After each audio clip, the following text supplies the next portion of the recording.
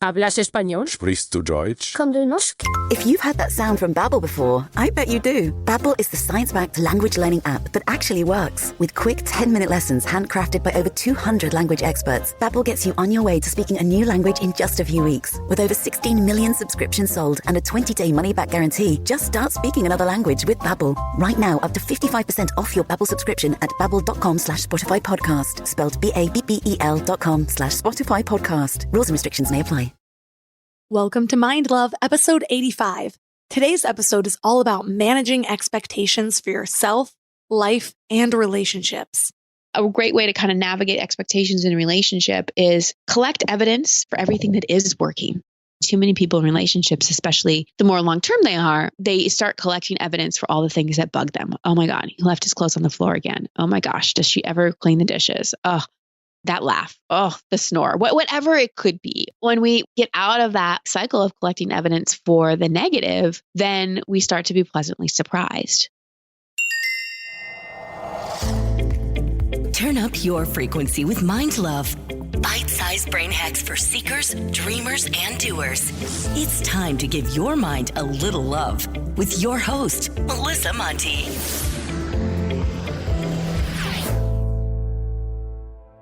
Hi, friends and wild people.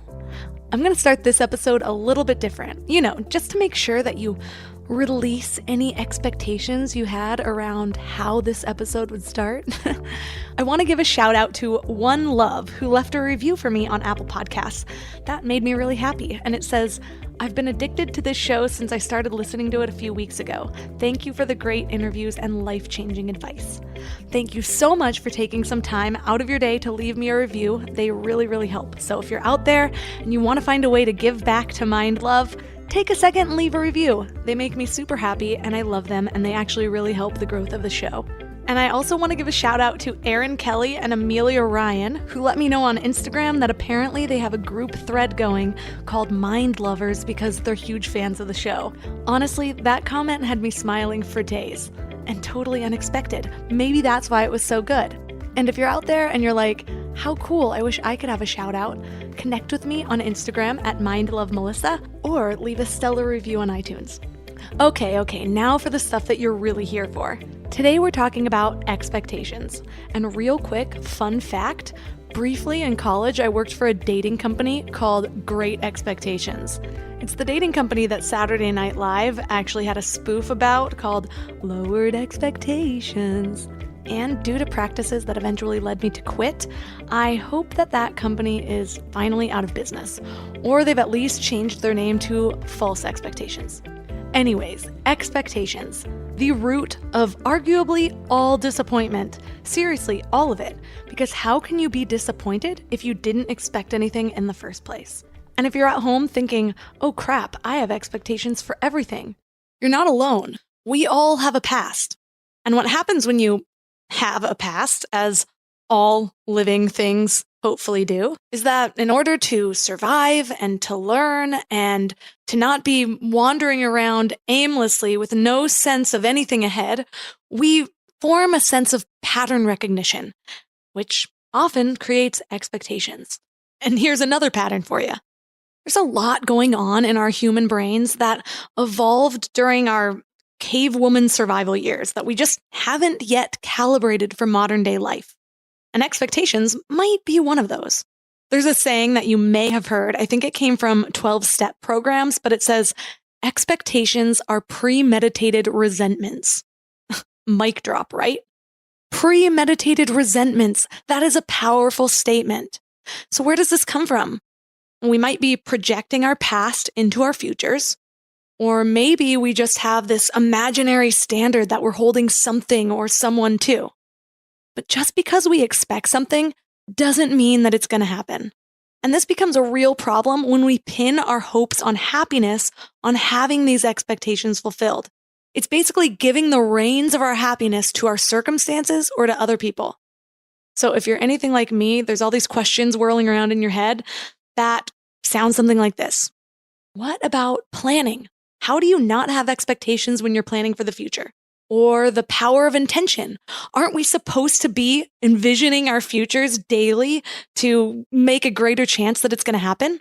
Or maybe these expectations come from this fear that has lived inside us for our entire lives. How are we supposed to shake that? Well, we're getting into all of that today, and we're talking to Christine Hassler, a life coach who specializes in radical self-reflection. And I'm really excited about this because I have been a fan of hers for about a year. I heard her on Aubrey Marcus's podcast, and I just think she has so much light and love and wisdom to give. 3 things we will learn are the difference between intention and expectation, practical steps to releasing expectation in relationships, and how to stop judging your own damn emotions. So before we get into the interview, I want to remind you guys to sign up for the daily email list called the Morning Mind Love. We have close to 5,000 subscribers now, and I'm constantly getting replies back from you guys saying how much you love them or how synchronistic the messages tend to be. I actually read my own emails myself, and it feels like this little oracle of exactly what I needed to hear that day. And you're not always going to get the same messages as somebody else on the same day. So think of it like your little fortune cookie of exactly what the universe wants you to hear. Plus, you'll get some really great free gifts when you do, like a 30-minute affirmation meditation, which I have received a lot of positive responses about, and some printable worksheets to help you get your shit together. So sign up for the Morning Mind Love to be reminded of your own beauty, worth, and power each morning, and a little reminder of how magical the universe really is. To sign up, just go to mindlove.com and sign up right there on the homepage. Or if you're out and about, just text the word morning to 33777. That's morning to 33777. And now let's welcome Christine Hassler to the show. Thank you for having me. First of all, I have to say that I'm super excited about this interview. I have been a fan of yours for a long time. So let's start out by sharing a little bit about you and what inspired you to become a coach. I feel like it was divine intervention rather than waking up one day and going, oh, I want to be a coach. So it's a long story. I'll try to shorten it. I moved out to Hollywood after graduating from college to pursue a career in the entertainment industry. But I was really motivated by massive insecurity more than I was truly inspired to work in the entertainment industry. The entertainment industry, in my view, was sort of like the adult version of the popular crowd. And I thought if I could prove myself there, then I'd finally get over a lot of like the bullying and not being liked and not feeling like I ever fit in. So I was a classic overachiever motivated by insecurity. And I think a lot of overachievers are motivated by insecurity. And I call it a compensatory strategy. You know, we make up for where we feel less than by excelling in a certain area. And the great thing about having the compensatory strategy of being an overachiever is it made me very successful in the external world. But internally, I was a mess. And I had been a mess for a while. I was put on antidepressants when I was 11 years old. I was suffering from headaches, migraines every day, had a lot of digestive stuff, kind of autoimmune type symptoms, and a lot of anxiety.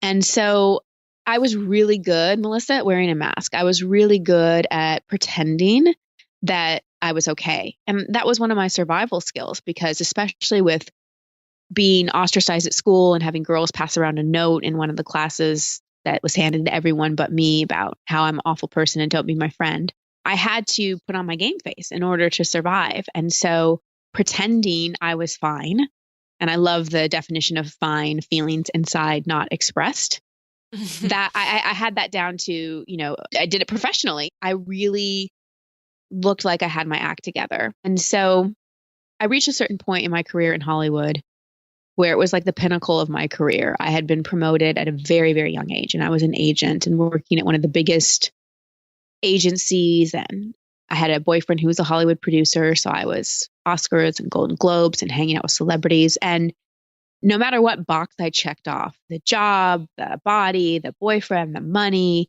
the prestige, it still wasn't fulfilling the void inside of me. And it's like the bar kept getting higher. I couldn't ever be satiated in terms of feeling at peace. And I really hated my job. And one day I decided, because similar to your story, I got so miserable that I just couldn't take it anymore. And I decided to resign. And that led me into a massive free fall time in my life, which I called my quarter life crisis, where I left my job, which was my whole identity. I went into debt. My fiance broke up with me 6 months before our wedding. I was estranged from my family because I got in a really bad fight with my mom. And I was dealing with tons of health problems on top of everything else. And that was really my pivot point for me. That was a rock bottom when everything that I clung to for safety, security, and identity felt like it had been stripped away. And I was really feeling sorry for myself, like lots of pity parties. And I finally had one moment on my bathroom floor, which tends to be the place we go as women when we feel really desperate and sorry for ourselves. Because where else would we go? It's just so gross. But I had this thought of, well, I created all of this on some level, so maybe I can uncreate it. Maybe I can create something different. And that's when I fell in love with personal development. I had been seeing a coach for about 2 years prior named Mona, but I wasn't, she was saying the things I didn't really want to hear, like, you need to stop drinking. It's not that I was drinking that much, but she really wanted to support me in getting off antidepressants and not numbing myself anymore. She's like, you can get off these medicines. You're not happy. You need boundaries with your family. Like, she was telling me this stuff that was true, but that I was just like, no. When you're a little kid and you close your eyes and plug your ears and you're like, you just don't want to hear it or see it. And when I had that massive rock bottom quarter life crisis moment, I finally went to her and I'm like, all right, I'm serious now. Like, I will actually listen to you. And I fell in love with personal development in a way that just changed my life. And that's how I decided to write my first book, is that I was looking for books for women in their 20s about everything that they were going through. And there was a book called The Quarter Life Crisis, and it's a good book. And there were other books out there, but it was mostly about how to get the outside things. Like, what job do you want? What relationship do you want? And I'm like, I did all that. What about the inside? How do you deal with what it means to be a woman in today's age? Like, your relationship with your mother, your insecurity, your relationship with your body, your relationship with money, like spirituality, like where's all that? And all the personal transformation books that I was reading, they felt like they were written for people that were much older than me. And so I wrote 20 something, 20 everything. And that is, now I'm finally getting the answer to your question. That is what really started my coaching career, because I was talking to women for the book, getting their stories and just collecting research. And every time I get off the phone, people would say, well, not every time, but a lot of times, people would say, can I set up a session with you? And at first it caught me by surprise, because I thought, no, this is just an interview, but people just assumed I was a coach or a counselor. And when I said I wasn't, people would say, you should be. And I heard that time and time again. And I was working to pay the bills as a personal trainer at the time. And I noticed most of my clients just wanted to talk to me. They really didn't want to work out. And people in their 50s and 60s would come to me for advice. And so I started to see, maybe I do kind of have a knack for this. And I went to Mona, my coach, and she's like, yeah, that's your gift. And so that's really how it all began. And then from there, it's like more books and speaking and retreats and podcasts and like all the things. Yeah, that's how it all happened. That's such a testament to the universe just not even just guiding you, but straight up telling you what you should go into, which is just funny because, first of all, I relate to your story on so many levels, including just struggle after struggle. But even more so, people have been telling me since I was a teenager that I'm like their therapist or their life coach. But at the same time, for as long as I could remember, I felt totally lost. Like I had no idea what I should do with my life. But really looking back, I just wasn't listening. People around me were telling me how I was helping them, were telling me the value I was giving, and I still didn't put those two pieces together. And so for you, when you really started getting into personal development, what do you think was the biggest thing that was missing before you really stepped into your own power? Well, self-love was a big one. But I think the biggest thing is I just really didn't have the tools. Mm-hmm. The tools I had were, well, you have a headache, take an aspirin. You're not happy with your job, get another one or try to do better. You're not happy with your body, change it. So they were all outside in kind of things. And I didn't really understand that physical symptoms often, most likely, are an alarm system to an emotional issue that we haven't looked at. I didn't understand that my body was one of the ways my unconscious mind talked to me. I didn't understand that being so hard on myself all the time was detrimental. My inner critic, I thought I needed, because the harder I was on myself, the more driven I could be. And so I really thought that that was the way to advance myself. I just thought, you're hard on yourself. You're always looking for what's wrong. My brain was very, very wired for negativity and very, very fear-based. And I didn't know how much my thoughts created my reality. And I didn't understand how to make friends with people because that wasn't really anything I learned because of what I went through as a young adolescent. So it was just so much unconscious incompetence, not knowing what I didn't know. And that's why personal development and coaching was such a game changer for me, is because I was a straight A student. I considered myself very intelligent, but I was missing the EQ and just intelligence about how the universe works. And so that was a huge shift for me.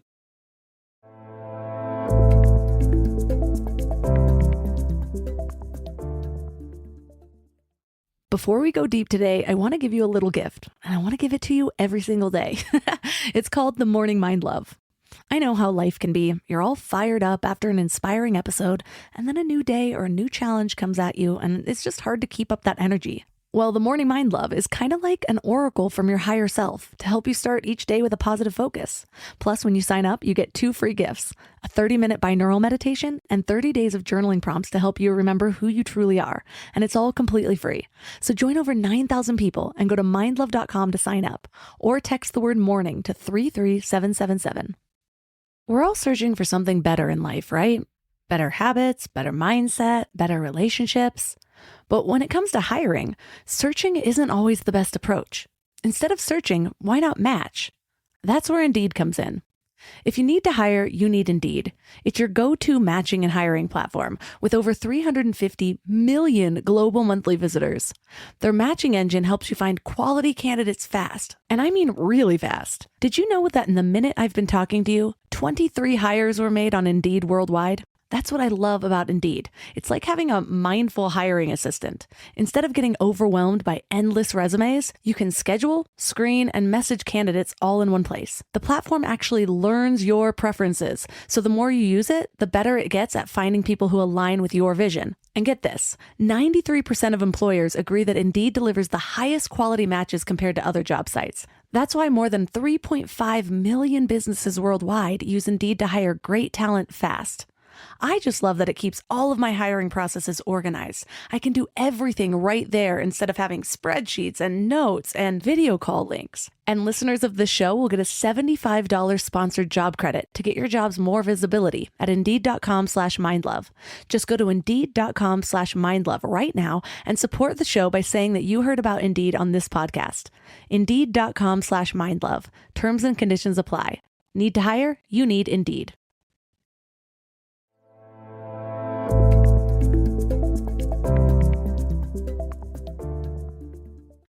I've thought a lot about how I wish I would have had these same tools that you talked about when I was growing up, where why don't they teach so many of these things in schools? You know what I mean?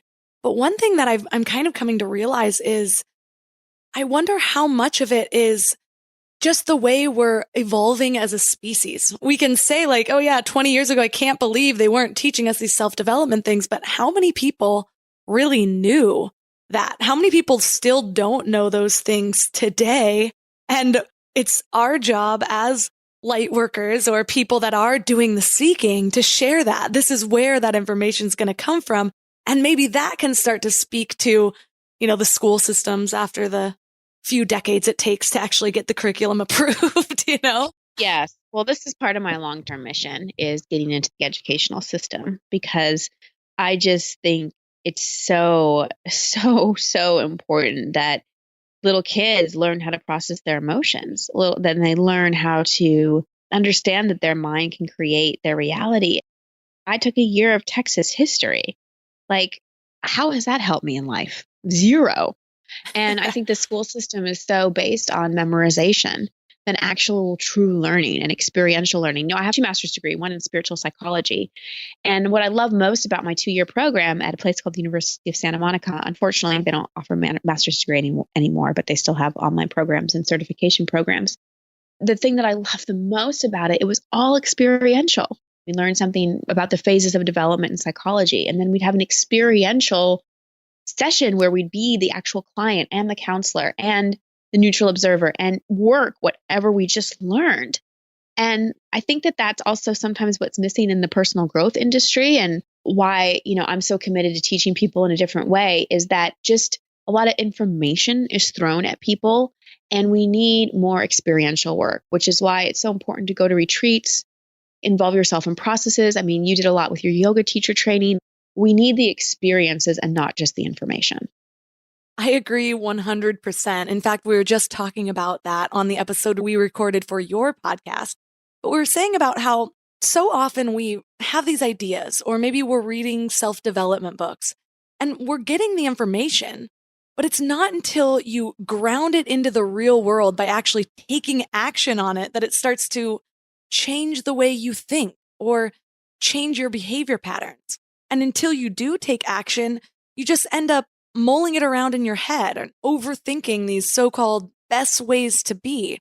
But until you bring it into your own experience, it's just a theory. It's just an idea, and it's not going to be able to change your life. Exactly. And I still live a lot in my head. So much of my work in this lifetime has been getting in my body, really embodying and getting into my heart and my intuition and my belly and my womb, like really being embodied. And it's only been through those experiential processes that I've been able to get there. And it's just a roadblock I see a lot of people hit in personal development. They read the books and they listen to the podcasts, but they don't put themselves in an environment where they're going to get it in their bones. They're going to get it in their cells. And from my point of view, you have to go through experiential processes to do that. Why do you think that we overthink so much, whether it's a goal, whether it's what we want to be, whether it's what we think other people are thinking about us? We tend to allow thoughts to completely take over, and sometimes even talking us out of the initial good idea in the first place. Why do you think we do that? I think it's a survival strategy. I think that, Rick Hansen, who has done a lot of brain research and wrote The Buddha Brain or something like that. I hope I'm not butchering the title of his book. Anyway, he talks about how our brain is wired for negativity, for survival. Like if you think about thousands and thousands and thousands and maybe millions of years ago, that we were prey in a lot of ways. So we had to be mindful and always looking at our surroundings of when's the next attack going to be? Is there going to be a storm? We were fighting for our survival. And in today's day and age, most people, especially people listening to this podcast, you're not worried about where you're going to sleep tonight. You're not worried about, oh my gosh, I got to go out and kill my food and make sure I have things to eat. Most of us have our survival needs handled. And so that reptilian brain that's wired for negativity is consistently scanning, like looking. And so there's a part of us that doesn't feel safe to just drop into the present moment and drop into our body, because there's that part of our brain that's like, what could go wrong? I need to make sure. And part of how we're evolving as a species is we're moving out of that place of fear, really coming more into the present moment, shifting our vibration to more of love and gratitude and those kind of high vibe feelings, so that we can sort of rewire some of that brain programming to not constantly be looking for what could go wrong. So I think that's why we're in the mind so much, is because it feels safe. And what also feels safe about being in the mind is it gives us this illusion of control. That's the other big fear most people have, is the lack of control, uncertainty. And so being in the mind, as long as I'm thinking about something, I think I have some kind of control over it. That's why so many of us suffer from anxiety. Anxiety is created when we're thinking about something in the future that hasn't yet happened or something that we don't have control over. So if I haven't heard from my fiance and he's supposed to be home at 7 and now it's 8:30 and I can't get a hold of him, I'm going to go straight into my mind and start thinking and worrying, because that's the only thing I have that gives me any sense of control. Same thing for if you're deciding to leave a relationship or a job or whatever. If you're in any uncertainty at all, you're going to overthink, because that's how some part of your brain thinks you can have control over it. Does that make sense? Yeah, that negativity bias is always out there to get you. It's like your really negative friend that's always just complaining about everything. And it's funny because a friend and I were just talking about this, because she was saying, if our brain is always going to go to the negative anyways, then aren't we just all screwed? Like, what's the point? And I get where she's coming from.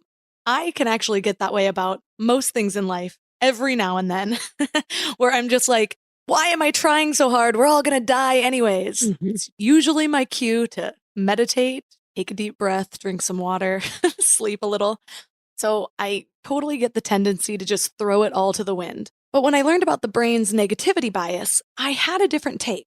For me, I felt that somehow the idea that my brain was always going to go to the negative was liberating because suddenly it wasn't about me. It wasn't like my brain is broken or that I am a negative person or that any of this negative self-talk in my head is true at all. This is just how brains work. This is my brain's natural tendency. And the work here to be done is working through that or is trying to flip it in some way. And deciding whether or not you do something about that might be the difference between leading a mediocre or complacent or unhappy life versus leading a life of intention and happiness and achievement and success. So then I take that knowledge and realize, okay, there are tools to help me through this. There are tools to reverse my brain's tendencies or to build new positive thought habits and let me see what the world's most successful people or what the world's happiest people have laid out as a path to help get me there. Absolutely. I love the saying, I don't know who I can credit it to, but I can't always control my first thought, but I do have choice about the next thought. And that's been one of my biggest brain training things is to know that a lot of thoughts just kind of come in because they're habitual, they're programmed. And I can go stop, not in a harsh way, but in a gentle way. Stop. This is not the direction I want to go. I'm going to shift into thinking about something else. And maybe it might just be like looking outside my window and being like, oh, I can count 5 succulents right now. It doesn't have to be, a lot of people think they have to shift from a negative thought to a positive thought, which can be hard sometimes, especially if you're going through a hard time. But you can just shift into a neutral thought, like I'm wearing gray pants or whatever it may be, or look at that woman carrying her baby, just noticing what's around you. And we have to remember that our brains are very malleable and they have all these neural nets, which are just pathways that have been created by repetitive thoughts. So if we want to change the direction of our thoughts, we've got to get off those grooves. We've got to get off those familiar pathways. And the only way we can do that is if we go stop and then shift off of it, because usually negative thought, there's a downward spiral of it, right? So that, like you were saying, there's a train. If I say, oh, I didn't do that right, there's a train of thoughts that follow that about my enoughness and my lovability and my likability and all those kinds of things. So if we can interrupt the thought pattern early before it downward spirals too much, then we can start actually rewiring our brain. What I find interesting is we know our brain has this tendency to do its own downward spiral. Yet one of the biggest things that we struggle with are our expectations, which technically is assuming the best case scenario and then immediately being disappointed. So what's going on there? Are we just confused? Are we just destined to seek disappointment? How can we have such high expectations when our brain is simultaneously assuming the worst? Yeah, well, I think we can have both. I think we're going to have high expectations, and I think that we can have kind of fear-based expectations. But often those high expectations still are coming from a place of negativity, right? Because if I have this expectation of myself that I need to be married by 30, let's just say, then that expectation goes hand in hand with there's something wrong with me if I don't get married by 30. So there's still the negativity woven in to that expectation. And so I think the reason we have high expectations of ourselves is because we think that some future result in some way or somehow is going to ease a current discomfort or a current feeling of not enoughness or a current feeling of lack of fulfillment. Living in when then is a way that the mind tries to take us out of the present moment, and the way the mind tries to kind of soothe us when we're not feeling good about something. And I also think putting massive expectations on ourselves is another way the inner critic pops up, because a lot of the expectations that people put on themselves are completely unrealistic, like completely unrealistic. But they do it anyway because the inner critic comes in and is like, oh yeah, like you can't just get any job. You have to get like the best job or whatever your massive expectation is. And so it comes from that place, again, of negativity, of self-criticism, of putting so much pressure on ourselves. Then what happens is we either achieve that expectation and we celebrate for like 0.5 seconds, and then it's on to the next thing that we have to go achieve. Or we don't achieve that expectation, or we achieve the expectation but don't feel the way we thought we would, and we're left with what I call an expectation hangover, of feeling miserable, of feeling like a loser, feeling lack of motivation, feeling scared, wanting numbing devices to deal with all the yucky feelings like overworking or overeating or overdrinking or overspending or whatever it may be. And we have to stop putting so many expectations on ourselves, because the expectation is a precursor to disappointment. If you want to be disappointed a lot in life, have a lot of expectations. So then how do we manage to set big, audacious goals without getting carried away with expectations for ourselves with them? I'm not a fan of big, audacious goals. I'm a fan of vision, like aligned visions, because it's all about our come from. If my big, audacious goal is to make $20 million, where is that coming from? What do I want to do with that money? If I want to make that kind of money because I want to reform the educational system and it's going to take me that to do it, that's more of a vision. So that's like, this is the goal that needs to attain so I can achieve this vision, right? Or I want to be able to support my entire family for years. Okay, great. But most of the way that people create goals, again, comes from thinking that this goal is going to make them feel a certain way. And a lot of times people think they're setting goals, but all they're really doing is putting expectations on themselves. So I like to pursue, if we want to call them goals, or really my vision, with high intention, low attachment. Because the other thing I've learned about goals is when I get super specific about what I want, I often minimize what the universe can actually provide for me. Like whenever I write down a vision or a goal statement, I always write this or something better for the highest good. Because I might have a goal to, we'll just use a money example since I use that, make a certain amount of money, but that might not be for my highest good, like for whatever reason. And so I hold on to them with high intention and involvement, but low attachment, and also look at my why. Like, why am I pursuing this? What values does this satiate in me? Is there any part of me that's pursuing this from a place of insecurity or comparison or keeping up or thinking it's going to solve some problem? The happier and more peaceful and more accepting of myself that I have gotten, the less goals I pursue and the more miracles actually come into my life. I love that, especially because you said that earlier in your life, a lot of your motivation stemmed from insecurity.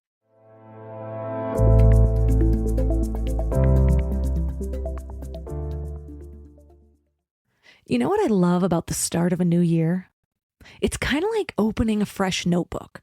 365 blank pages just waiting to be filled with your story. But sometimes we get stuck trying to write that story alone. Maybe there's a chapter you've been wanting to revise, or maybe you're just ready for a whole new plot twist in 2025. But here's what I've learned from my own journey with therapy. It's kind of like having an editorial partner for your life story. Someone who helps you see the patterns that you might have missed, who gives you the tools to write stronger chapters ahead. And that's why I'm so excited about BetterHelp.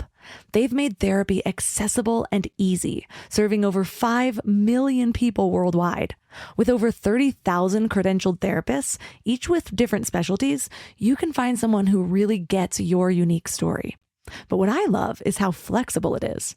Everything is online, and you can easily switch therapists anytime at no extra cost until you find the perfect fit. And it's not just for people that are dealing with major challenges. Therapy can help anyone become the best version of themselves. So write your story with BetterHelp. Visit betterhelp.com/mindlove today to get 10% off your first month. That's BetterHelp, HELP.com/mindlove. You know what's crazy? After all these years of hosting Mind Love and talking to some of the world's leading experts, one of the biggest eye-openers for me has been just how much our gut affects, well, everything. When my gut feels good, my mind feels clear, my intuition is stronger, and I just feel more balanced. And that's why I'm excited about Zoe, a science-backed nutrition company that is totally changing how we understand our gut health. They've created the most scientifically advanced at-home gut test and built the world's largest microbiome database. So when you get your results, you're not getting generic advice. You're getting insights about your body that other companies just don't have the data to provide. There's also just so much misleading health information out there. Food companies even pay influencers to promote ultra-processed foods as healthy. And that's why I love that Zoe relies purely on science, real science. The randomized controlled trial showed that participants were 4 times as likely to report better sleep and more energy, all thanks to the info from the largest microbiome database on the planet. So go to Zoe.com and find out what Zoe membership could do for you. And because you listen to Mind Love, you can use the exclusive code MINDLOVE10 to get 10% off membership. As a Zoe member, you'll get an at-home test kit and personalized nutrition program to help you make smarter food choices that support your gut. That's Zoe.com. Use MindLove10 at checkout. Trust your gut. Trust Zoe.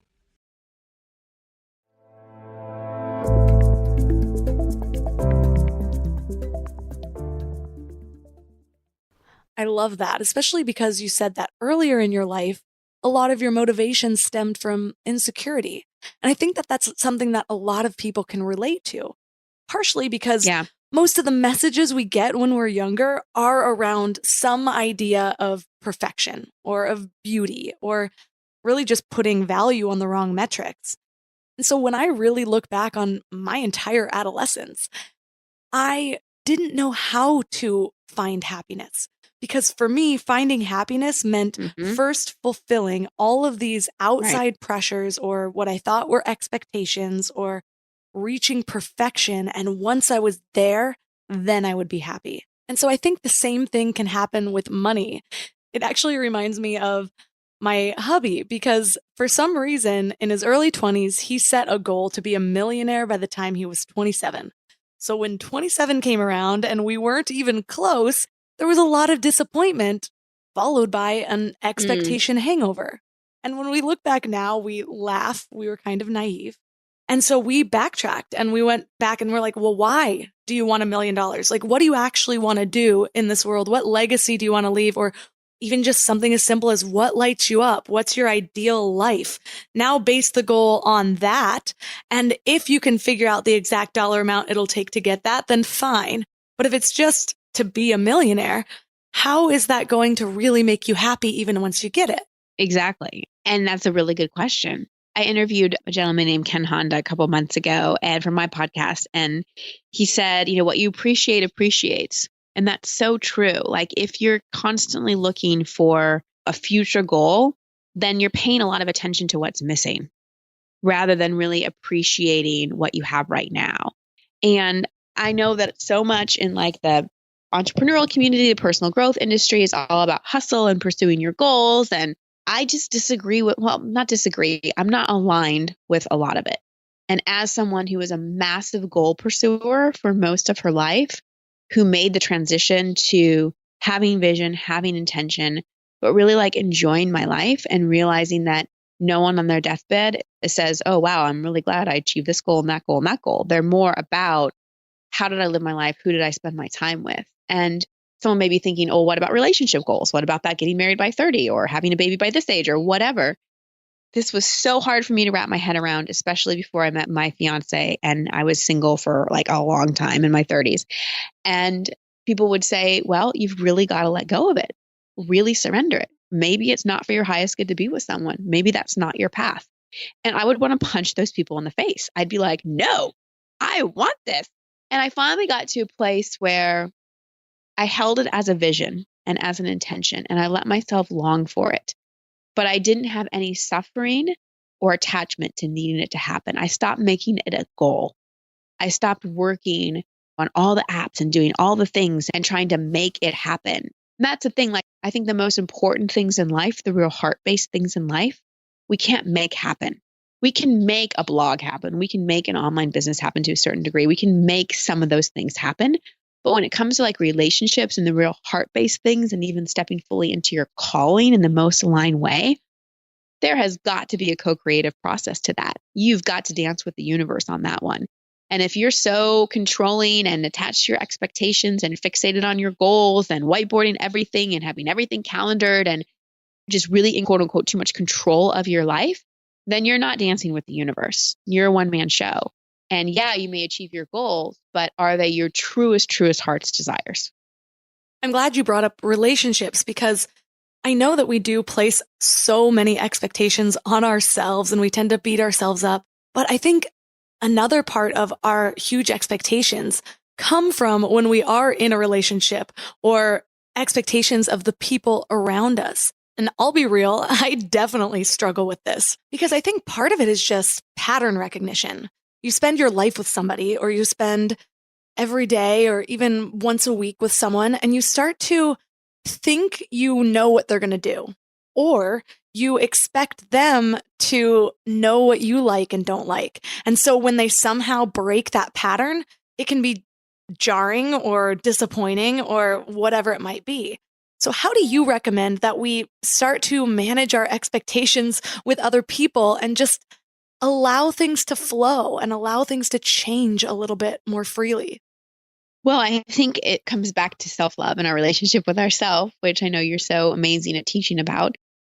I notice in my own relationship that I have way more expectations of him when I have expectations of myself. And I have way more annoyances with him when I am not in a happy place inside myself. So when I'm really in a place of accepting where I am, being aligned with my visions, being excited about my life, being grateful for where I am, not having expectations of him or life or anyone else or even myself to come in and make me feel better, when I'm taking full responsibility for my life, then he's just free to show up as his best self. And when I am not expecting anything from him, I'm consistently pleasantly surprised by how he does show up. And this is another thing is a great way to kind of navigate expectations in a relationship is collect evidence for everything that is working.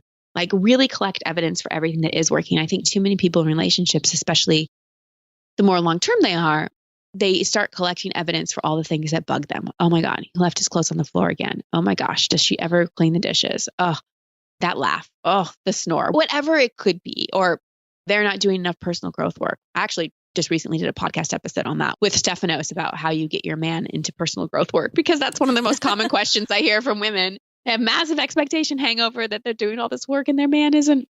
When we get out of that cycle of collecting evidence for the negative, then we start to be pleasantly surprised. And then the final thing I'll say about that is, please don't expect people you're in relationship with, be it romantic or friendship, your family, whatever, to be psychic and to read your mind. If you want your needs met, communicate your needs. You're setting yourself up for an expectation hangover if you expect people to read your mind. And I see people do this in relationship all the time. It's like, well, if my friend loved me, she'd remember my birthday is June 29th. So I'm just going to see if she shows up and how she shows up. And what I've done with all my friends, we have a birthday agreement. I ask all my good friends, so what do you like on your birthday? Do you like gifts? Do you like phone calls? Do you like being taken out for dinner? Like, what do you like? And different people like different things. And I've always communicated what I like on my birthday. And I've taken responsibility for that so that I don't end up with an expectation hangover. So we're back to that word responsibility again, like really taking responsibility for what you need and communicating that and setting people up for success rather than setting them up to fail. Yeah. And again, even a relationship with somebody else still goes hand in hand with your relationship with yourself, because I think what trips a lot of people up is they're in this relationship with a man or a woman and they don't understand why they feel unfulfilled or why they keep feeling disappointed. But you have to step back sometimes and ask yourself, what makes me feel unfulfilled? What makes me feel fulfilled? Like, what helps me to feel like I have a thriving relationship? You need to know those things and set your boundaries, set your desires, understand what those are, and then communicate them. It's hard to communicate something that you haven't come to terms with yourself. Exactly. And that's where we get into trouble in relationship is, since we don't know how to meet our own needs and we don't really know how to self-love ourselves, we project that onto our partner and we want them to ease our pain. We want them to love us so much that it makes up for how we don't love ourselves. And that's completely unfair to do to another person. And it's not healthy. That's more codependence than it is anything else. So the more love we have for ourselves and the better relationship we have for ourselves, the better the relationship with other people. Like, I'm so much happier in my relationship now than I was my ex-fiance or my ex-husband, and nothing against those men. I do think Stephanos is totally my soulmate, but I think why I drew him in is because he and I both did a crap ton of work on ourselves and really got to a place where we were really good partners to ourselves. And because of that, we can be really good partners to each other. I totally experienced that. When I met my husband, when I really compare that relationship to previous relationships, there was a clear difference. And there were a couple reasons for this. First, I always share this, but my husband was the first man that I met that really seemed to work on himself as much as I did, which was actually a total game changer. That changed everything for me. Yep. But also, by the time I met him, I had a pretty core understanding of who I was. There was still a lot of self-discovery to be had, and there still is, I will add. But I did know what I was good at, what lit me up, what my great day looked like, the hobbies that I knew I needed to have in my life to really feel fulfilled, like yoga and girl time. And in a lot of relationships before Shane, I had the tendency to kind of just squish my life together with whoever I was dating. So I would be hanging out with their friends all the time, or I would suddenly join their gym, or just whatever I could do to spend more time with them or whatever. And part of this was because I was still seeking. And so I would be like, okay, well, now I'm exposed to this whole other life. Let me see what this was like. But a lot of times what would end up happening is, number one, when the relationship ended, I would feel completely lost and distraught. Or number two, I would reach a breaking point and I would just feel completely unfulfilled and just kind of abruptly end it. Sorry if there's any exes listening to this. Now you know the reason we broke up. Or the third side would be that I would be interested in something like learning about the love languages or the law of attraction, and the person I was with would think it was stupid or not share the same beliefs, and so I would either hide them or let them go while we were dating. So then when I met my husband, it felt completely different because it was so obvious that we were on the same path. Even our business interests were really aligned. And so not only was he not holding me back in any way, we weren't just following this upward trajectory, it actually shot up exponentially. And it was a huge catalyst for my entire life changing. So I'm always telling my friends to hold out for that. Hold out for when it feels different and it doesn't feel like such a fight. But I'm wondering, does that mean that you shouldn't even bother being in a relationship before you discover those core things about yourself? Yeah. What if you are already in a relationship and you're thinking to yourself, well, hell, I am married and I am just discovering these things right now. Yeah. You run. No, I'm just kidding. I would maybe. So a lot, and this is a thing that I wish we learned in school. Like, there's not just one soulmate, there's many. And just because a relationship doesn't last, it doesn't mean it's a success. Some people meet the love of their life like right out of the gates and they spend their life with that person and it's amazing. Most people, it takes a few relationships. Like my early relationships were what I call issue-based relationships. Like our issues totally attracted us to each other. And so we were perfect to heal and trigger each other in the way that would lead to growth. And I think that that's one of the points of a relationship is it accelerates growth. And so you can get to a point where you realize, all right, I have an expiration date with this relationship. I've learned as much as I can. We're just going in different directions. Like there's not a values and vision alignment in the relationship. And I think that's an important thing to be aware of. But for so many relationships, it just needs a little work. It needs two people willing to get off of their position and to do the work together. And if you're one person doing the work and your partner isn't, well, one, listen to the podcast I did with Stephanos because we talk all about that. But the biggest thing that I would say right now, which we talk about in the podcast, is be the example. Show how you are changing by how you respond, how you love, how you show up, how you stop criticizing the person. Like if they start to see that all the work that you're doing is actually shifting you and shifting the relationship and you're happier, you're more at peace, you don't react as much. If they start seeing that, they're going to go, you know what? That looks good. So I got married at 28 and I was into personal growth, but a lot of it hadn't integrated. I had all the information and awareness, but I was just starting to come off antidepressants. I hadn't really embodied the change, but I had the info. You know, I had already written a book by then. I was working on my second book. I was coaching people, but not all of it had dropped in. And so my ex-husband would see me, go to, my master's degree program, go to these workshops, and I'd come home on such a high and I'd preach to him about how he needed to do this and what his issues were. And then 4 days later, I'd snap at him or I'd be in a bit of a depression or I'd be basically I was a bad poster child for personal growth. I wasn't showing up consistently. And I'm not saying we have to be perfect, but if I had spent less time talking about personal growth and all the things he needed to change and more time just focusing on myself and living it and just loving him, then there may have been a different result. I'm super happy for the result that I have now. Hindsight's 2020, because I've met the person that I think I'm supposed to be with, and we taught each other valuable lessons in that. But it's just an important thing to remember is you're not going to convince somebody if you're not consistent yourself. I like what you said about focusing less on all the ways that he needed to change. One thing I have realized is that there's a lot of times where I think that if somebody changes in the specific way that my problems are going to be solved. But first of all, a lot of the times that's not even the root of where that problem's coming from. It just might be one of the triggers. And then second of all, is there a way to fulfill that need in myself in a way that doesn't involve somebody else needing to change?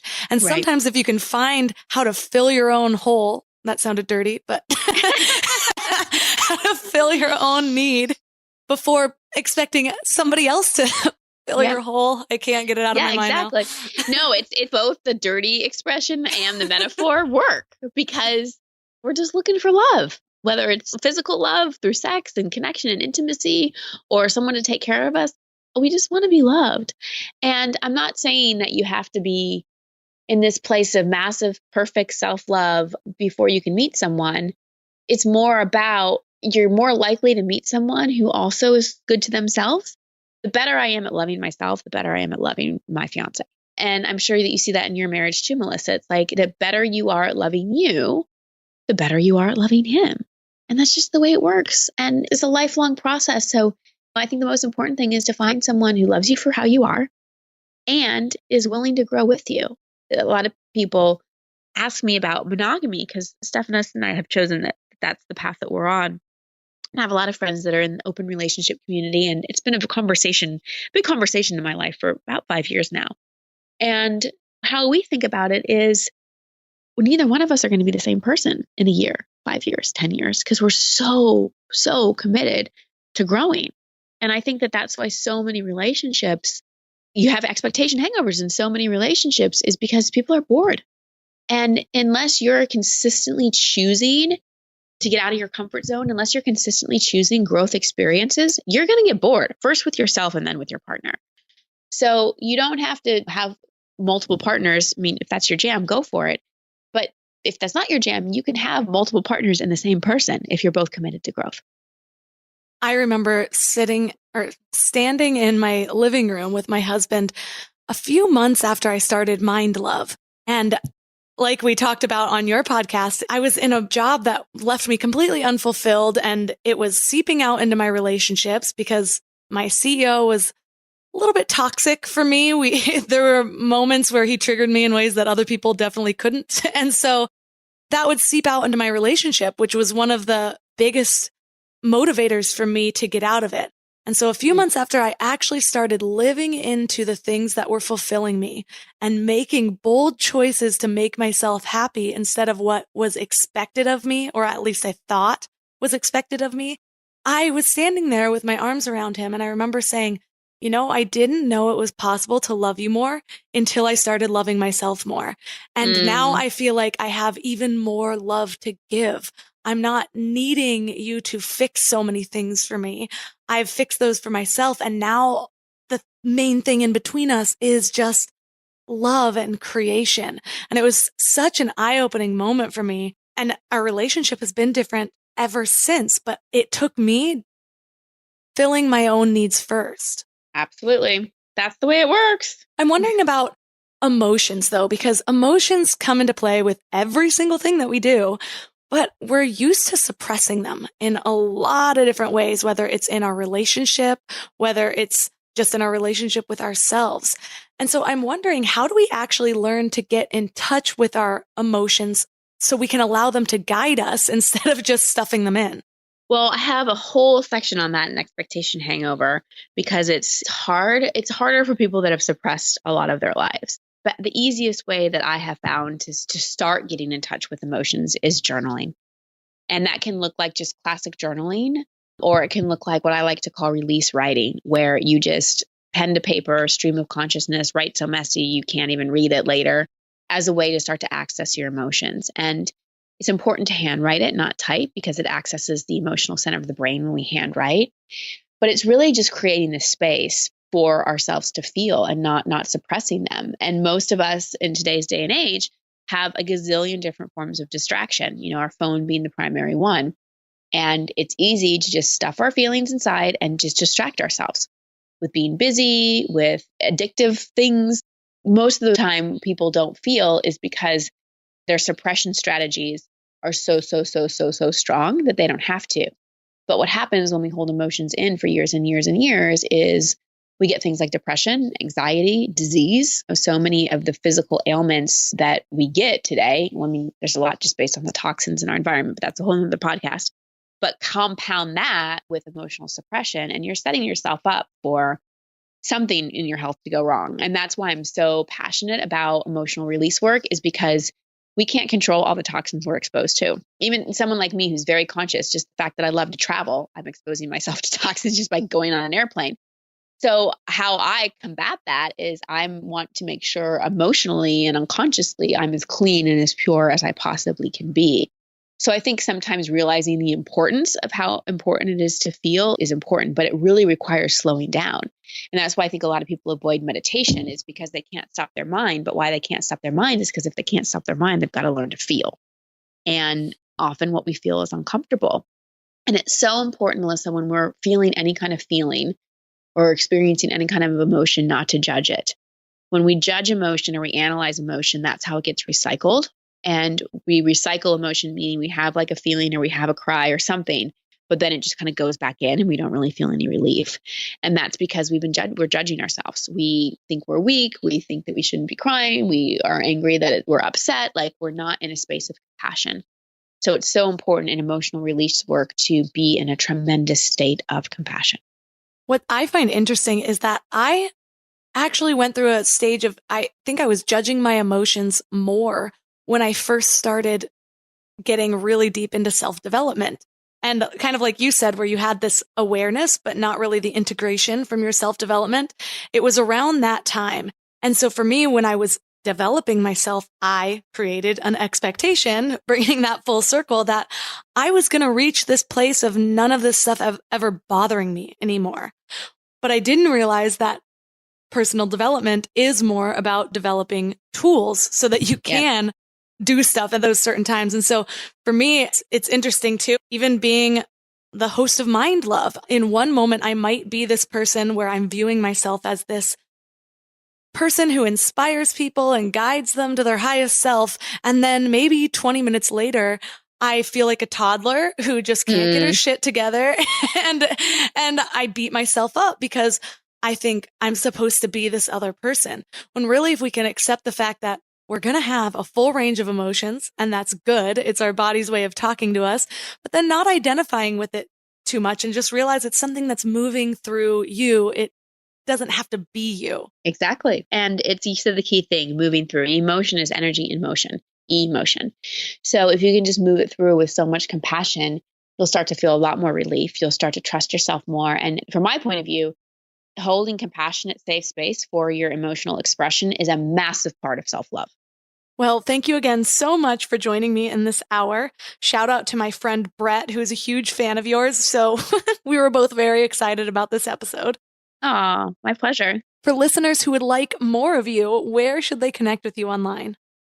So come over and listen to Over It and On With It. I interview amazing people like Melissa. And also every Wednesday, I air a life coaching session. So it's unscripted, unproduced, unedited. You get to hear me do a live intervention with someone. And we talk about everything. Like there's been episodes on everything from self-love to eating disorders to do I leave my job to how do I get over self-sabotaging behavior to am I in a relationship with a narcissist to healing the father wound, the mother wound, spirituality. Like there's nothing we haven't talked about. So head on over there and then you can follow me on Instagram, Christine Hassler. And can I give your audience a free gift, Melissa? Of course. Okay. So one thing we didn't talk too much about, but it's something super important is intuition, like really being able to get out of our head and trust our intuition. So as somebody who's been very heady, I needed to develop a practical way to get into my intuition. So I have a 6-step, very practical, really cool way to drop into your intuition. And then I also have an ebook for you. It's just 32 days to up-level your mind and uplift your heart. It's just little things you can read daily. And if you just text my name, Christine, Christine, to the number 444999. So just get out your phone, put in a text box, type the number 444999, put my name, Christine, in the subject line, and you'll get that free gift. All right, pro tip. You want to know the best way to release expectations? Live in the freaking moment. It's really hard to have an expectation about the future based on a past experience when you're really trying to soak in all the goodness of the present moment. And I know that that can be a difficult habit to create because it really is a habit. It's something that I remind myself to do all the time. When I hear my brain being a little too loud or cycling through things or doing whatever this crazy human brain does, I try to come to my senses. I focus on what I smell and what I see and the gratitude for this present moment. A lot of that comes from what I feel in my body. Have you ever done that? Realized you are so grateful for exactly where you are right then, or exactly who you're with, or exactly what you feel like, that all your senses feel heightened. You can build a habit around that, and it's life-changing. And even if it's not something that happens naturally all the time, you have the power to bring yourself back to that point. What I like to do is create triggers around it. So I close my eyes and I really feel what I'm feeling in my body. I try to feel my heart beating, or feel how good it feels to have my breath come in and out of my lungs, or feel the delicate air dancing on the surface of my skin. It sounds so simple, but most of our depression or our anxiety, if not all, I'm going to say all of it, comes from this future fear or this past resentment. The power is always in the present moment, and the more we can train our brains to come back to that state, ultimately, the happier we're going to be. Okay, as a side note, I am doing all of my communications with listeners these days via Instagram. So come over and connect with me at MindLoveMelissa. I really love hearing from you guys. It's like the highlight of my day. And you just might get a future shout out on an episode. So feel free to leave a comment on one of my posts or reach out to me in a direct message, or better yet, screenshot the episode and share it on social media. And don't forget to tag Mind Love Melissa and Mind Love Podcast. And while you're at it, for this episode, Christine Hassler. And as always, leaving a review on iTunes is also super helpful. So thanks for giving your mind a little love today, and I'll see you next week. Thanks for tuning into Your Higher Frequency with Mind Love. Head to mindlove.com for a free gift to keep your vibes up until next week.